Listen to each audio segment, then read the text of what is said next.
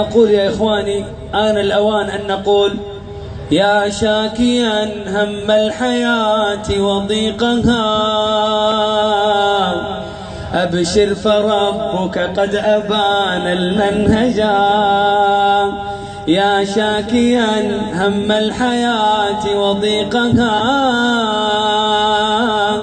أبشر فربك قد أبان المنهجا. من يتق الرحمن جل جلاله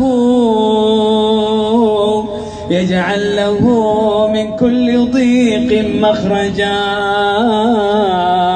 يجعل له من كل ضيق مخرجا.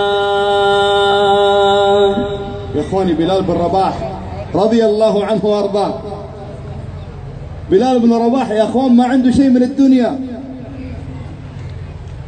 ما عنده شيء من متاع الدنيا، بل كان رضي الله عنه وارضاه عبد حبشي مملوك لا يملك حتى نفسه التي بين جنبيه.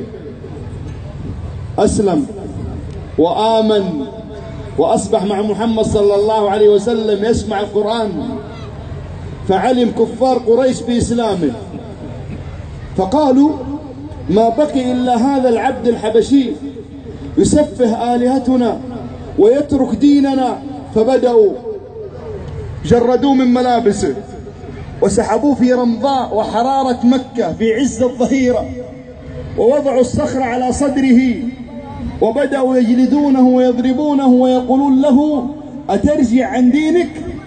وهو يقول لهم: أحد أحد أحد أحد، أي لا إله إلا الله، لا إله إلا الله، لا إله إلا الله. وهم يزدادون عذاب ويزدادون ضرب وجلد، حتى أعتقه أبو بكر رضي الله عنه وأرضاه. فسأله الصحابة: يا بلال، كنت تجلد وتضرب وأنت لا تزيد على أن تقول أحد أحد، كيف صبرت؟ كيف ثبت؟